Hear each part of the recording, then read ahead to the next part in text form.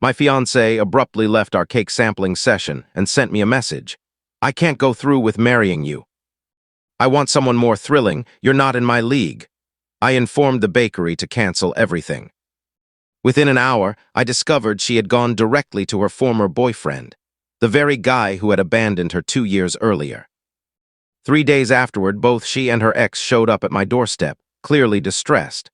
I'm Ethan, 31, and just last week I believed my future was all set.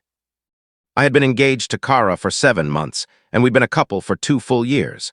Our wedding was scheduled in 3 months, invitations already mailed, venue reserved, payments made. We had mapped out our life together, right down to the wall colors in the house we imagined. Then she destroyed it all at a cake tasting. We had booked the slot at a fancy bakery on a Tuesday afternoon, and both taken leave from our jobs. I arrived punctually, genuinely looking forward to it, since Kara had seemed overwhelmed by the wedding preparations, and I figured this would be a relaxed, enjoyable break. She turned up 15 minutes behind schedule, not out of character, but she appeared distant and uneasy, constantly glancing at her phone. The baker presented the initial samples, vanilla with raspberry center. I tasted mine and remarked how delicious it was. Kara hardly sampled hers, merely moving it around the plate with her fork. "Everything all right?" I inquired. "Yes, I'm okay," she replied, avoiding eye contact. We sampled 3 additional flavors, but she remained totally disengaged. Eventually, the baker stepped away to fetch the agreement documents. That's when Kara suddenly rose. "I have to leave," she announced. "What? We're right in the middle." "I just have to go, Ethan. I can't handle this at the moment." She snatched her bag and exited, leaving me alone as the baker returned with the papers. I apologized, mentioned we might need to reschedule, and stepped outside to look for Kara. Her vehicle had already vanished. I rang her 3 times, no response. Then came the text. "I can't marry you. I need someone more exciting. You're not on my level, I'm sorry." I remained in that parking area for what felt like 10 minutes, simply gazing at the screen, not on her level. We had shared 2 years together. She had accepted my proposal. We had organized a complete wedding. And now she was terminating everything with a text in a bakery lot. I returned inside and instructed the baker to cancel the cake. She offered a kind look but asked nothing, which I was grateful for. I drove home in a fog. By the time I reached our place, Kara had already stopped by the apartment we shared. She had taken some belongings, not all, only the necessities, clothing, personal care items, her computer. No letter, no further clarification beyond that single message. I phoned my closest friend, Ryan, and explained the situation. He paused briefly, then said, "Bro, I really dislike having to say this, but Kara's ex, Brandon, is back in the area. I spotted him at the gym yesterday." He inquired about her. Brandon was Kara's previous partner before me. They had been together 3 years. According to her, he had ended it suddenly, relocated across the nation for a job, and shattered her emotionally. She had repeatedly assured me their connection was passionate yet destructive. She claimed she had matured since then and would never return to him. "Do you believe she's with him?" I asked Ryan. "I'm not certain, but the coincidence is strange." I scanned social platforms, nothing obvious. Then I did something I regret. I accessed our joint iCloud account, which we had created months earlier for sharing pictures and schedules. Her location sharing was active. She was at Brandon's mother's residence. I knew the address because Kara had indicated it once while we passed by in the car. So yes, she had departed our cake appointment and headed directly to her ex's location. The same ex who had supposedly ruined her, the one she insisted she had fully moved past. I remained on the sofa for hours, attempting to make sense of it. Around 11 p.m., I began contacting vendors.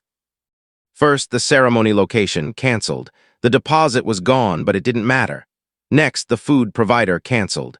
Then the picture taker, the flower arranger, the music host. I spent roughly 2 hours methodically taking apart our planned celebration, while Kara was likely rekindling things with Brandon. Update 1 the following morning. I awoke to 17 messages from Kara's acquaintances. She had apparently informed them that I had grown emotionally unavailable and that she needed to pursue her true feelings. Brandon's name was never mentioned, naturally. I ignored every single one. Near midday, Kara's sister, Madison, phoned me. Madison and I had always shared a good rapport. She was supposed to be the maid of honor. "Ethan, what in the world is going on?" she wanted to know. I explained the entire sequence. The cake session, the message, how Kara had gone immediately to Brandon's place. Madison stayed silent for a while. "She's staying with Brandon." "You're positive?" "Absolutely." "Oh no, Ethan, I'm truly sorry. This is beyond words. Our whole family adores you. This is crazy. Does your family know about Brandon?" "They know the wedding is off. She told them you two had drifted apart." Of course, she left out Brandon. "Madison, could you do something for me? Please don't mention that we spoke. Just allow events to unfold." "What are you intending?" "Nothing. I'm simply tired of being painted as the villain in her version of events." That afternoon, our building manager called. Kara had requested to be taken off the rental agreement. She wanted a full exit. That left me responsible for the entire rent or relocating. I informed him I would handle the lease alone. I refused to leave. The apartment was mine as well. Then I began organizing Kara's leftover possessions. Not in rage, just carefully. Packed them into containers, marked each one, placed them close to the entrance. If she wanted her items, she could collect them. But I refused to keep living with constant reminders.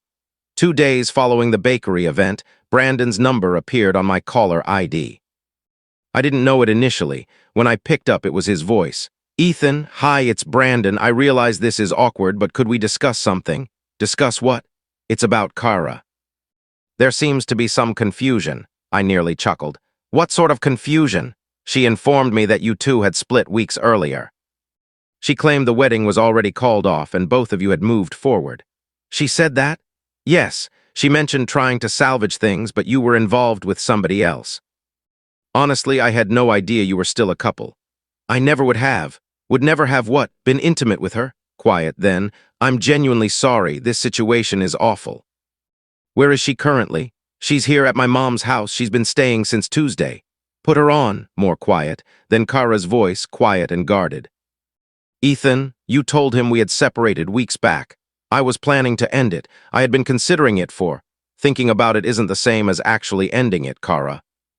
You still had your engagement ring on during that cake appointment. You were still residing in our home. You deceived him regarding me.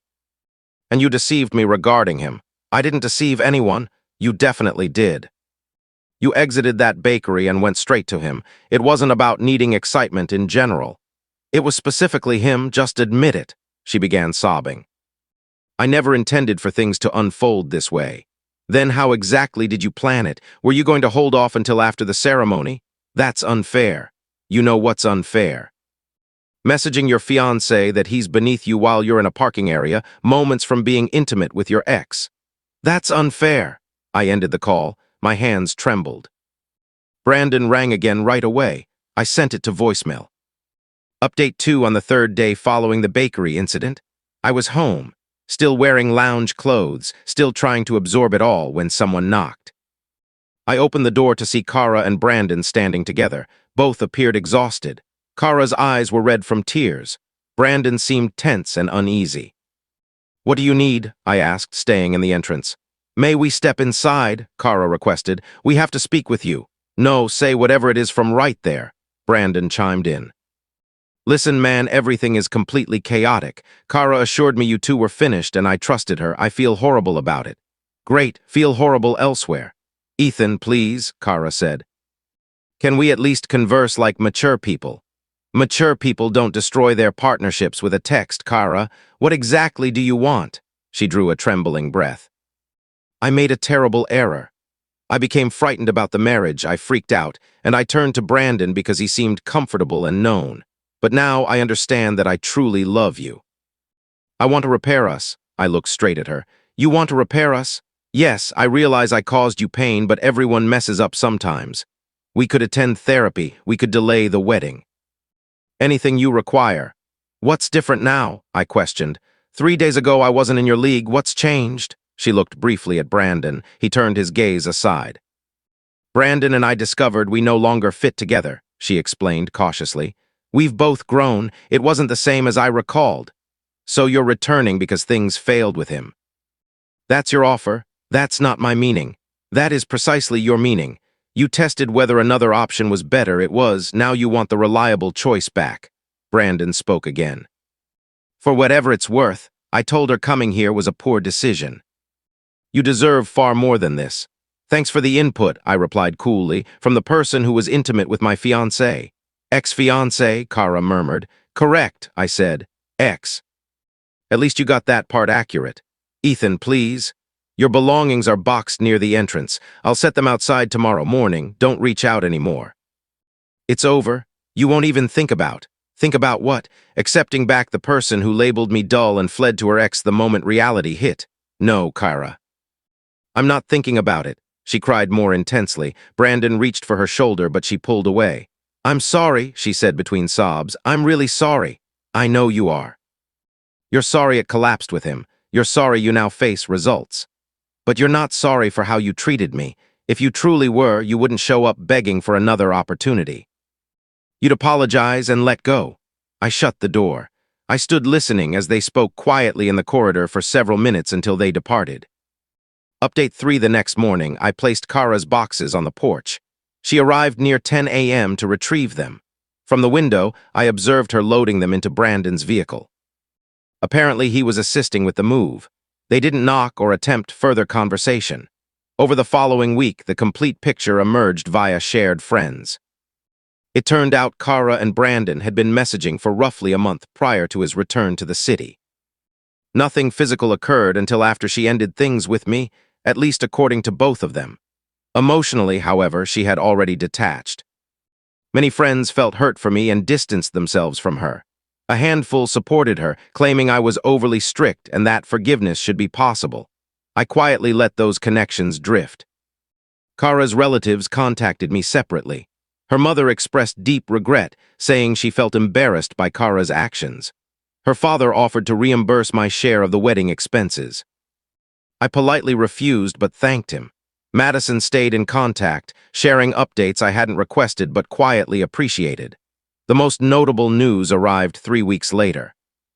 Kara and Brandon had a huge argument and split up. Once again, Madison explained that Brandon said he couldn't trust Kara anymore after she misled him about my situation. Kara blamed him for misleading her. Both were reportedly unhappy. She keeps inquiring about you, Madison shared during coffee. Asks whether you're dating, whether you despise her. Whether there's any possibility you'd speak with her. What do you reply? That you've moved forward and she should too. Good. Have you actually moved on? I considered it. I'm progressing. Some moments are tougher, but I'm not waiting around hoping she returns, if that's what you're wondering. That's healthy. You deserve a partner who doesn't need to explore alternatives to value you. Final update: 4 months have passed since that disastrous cake appointment. I'm managing well. Actually, better than just managing. I focused heavily on my career, committed to regular workouts, and revived connections with friends I had overlooked during the relationship. The apartment now truly belongs to me alone. I adopted a rescue dog named Murphy. He's chaotic but brings joy every single day. Kara attempted contact several times. A lengthy email with apologies and explanations of her mindset. I read it once and erased it. A birthday message, unanswered. And a request via Madison for a casual coffee, meeting to achieve closure. I declined via Madison. I don't require closure from her. My closure arrived when I canceled the wedding and boxed her belongings. Word around is that Kara has been having difficulties. She's lost friendships, her relatives are let down, and she's attending counseling to understand why she ruined a solid partnership. I take no joy in her struggles, but I also carry no guilt. Those were her decisions. Brandon reportedly relocated back across the nation. He couldn't cope with the tension and the discomfort of crossing paths with mutual acquaintances who knew the truth. I can't fault him, though I don't pity him much either. Strangely, so many people have remarked that I narrowly escaped disaster. Initially, I disliked the phrase because it seemed to downplay my pain. But they're correct. It wasn't merely losing a fiancé. I prevented marrying someone capable of this kind of betrayal later on. Discovering it during cake samples is far preferable to realizing it years into a marriage. I've begun seeing people casually. Nothing committed so far, but I'm receptive. The key difference now is clarity about my boundaries. I refuse to accept anyone who makes me feel inadequate. I refuse to accept anyone who isn't fully present. I refuse to be anyone's fallback choice. Last week, Ryan asked whether I'd consider taking Kara back if she appeared tomorrow, fully transformed, sincerely remorseful, prepared to put in effort. No, I answered instantly. Even if she has evolved, so have I. I'm no longer someone who would settle for that. Just last week, a college friend mailed me his wedding invitation for next spring. There was a period when such invitations stung, serving as reminders of loss. But opening this one brought only happiness for him. Perhaps that's the true indicator of healing. These past months have taught me several truths. I've learned that love and betrayal can coexist in one person. I've learned that resolution doesn't always require dialogue. Sometimes it arrives simply by choosing to be finished. I've learned that certain problems remove themselves, and the wisest action is to allow them to leave rather than pursue them. Above all, I've learned that I will be all right. More than all right, actually, because I am now prioritizing myself the way I always deserved to be prioritized.